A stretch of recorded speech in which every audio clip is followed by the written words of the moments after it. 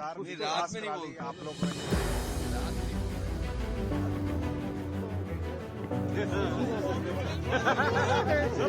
की बात है, सुबह ही हो जाएगी।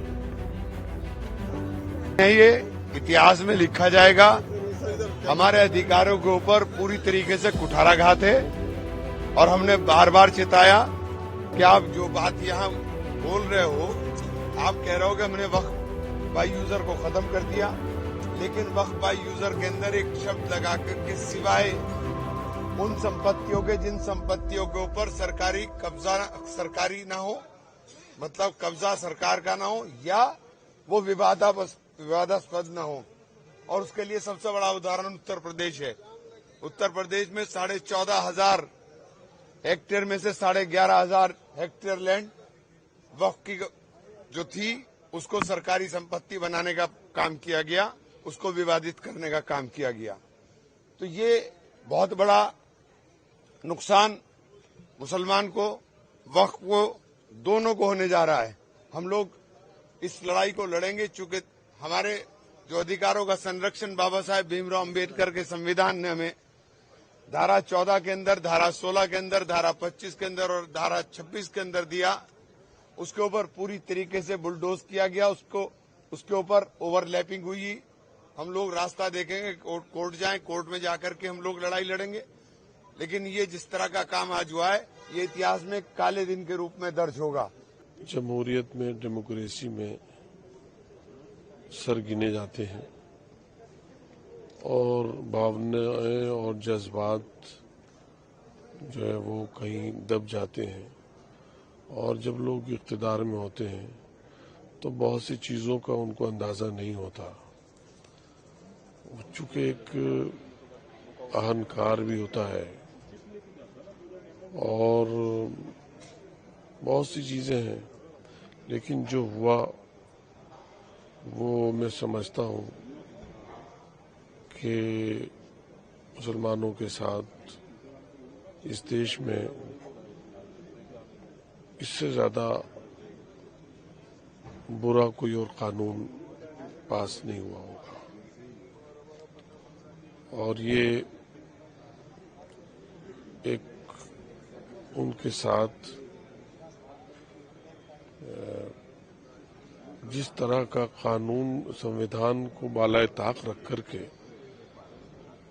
जो किया गया है, आर्टिकल 26, 25, 14, 15 उन सबको बुलडोज किया गया है, तो ये बिल्कुल नामुनासिब कदम है। सरकार जिस तरह से अड़ी हुई थी इस बिल को पास कराने के लिए, और हमें अफसोस है हम लोगों ने पूरी तरह से विरोध और प्रदर्शन किया और पूरी ताकत के साथ में हमने, हमारी पार्टी ने, हमारे नेता माननीय अखिलेश यादव जी ने, लेकिन सरकार ने ये बिल पास करा लिया।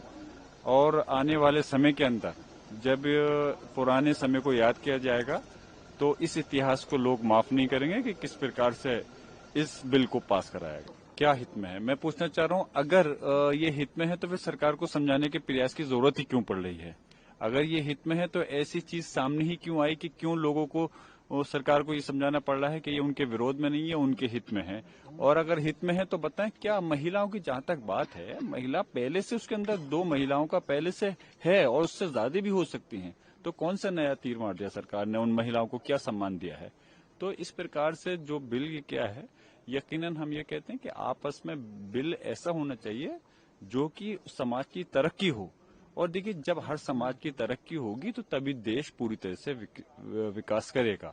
अगर एक समाज को टारगेट करेंगे तो फिर देश के प्रति, आप विकास के प्रति वो वफादारी नहीं खिला सकते। जाहिर सी बात है कि मुस्लिम पर्सनल लॉ बॉडी नहीं, जो पंजाब से हमारे सिख MP थे, उन्होंने भी अपनी चिंता व्यक्त की बहुत जबरदस्त तरीके से, और इसी तरह और लोगों ने भी की। जो राजस्थान के MP थे उन्होंने भी की, कश्मीर के थे उन्होंने भी की।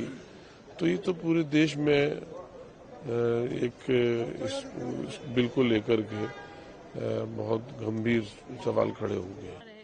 देखिए, हाँ बिल्कुल, अभी तो हम लोगों ने पूरी तरह से इसके प्रयास किया कि बिल पास नहीं होना चाहिए, लेकिन जाहिर सी बात है कि बिल जो पास होता है वो नंबर से होता है, तो सरकार के पास में जो बहुमत था। और आज भी मैंने जो सदन में बोलते में मुझे मौका मिला पार्टी की तरफ से, मैंने कहा इस बात को कि आने वाले समय में जनता उनके सहयोगी दल को, एनडीए के सहयोगी दल को माफ नहीं करेगी, चाहे वो बिहार के हों, चाहे आंध्र प्रदेश के हों या कहीं के भी हों।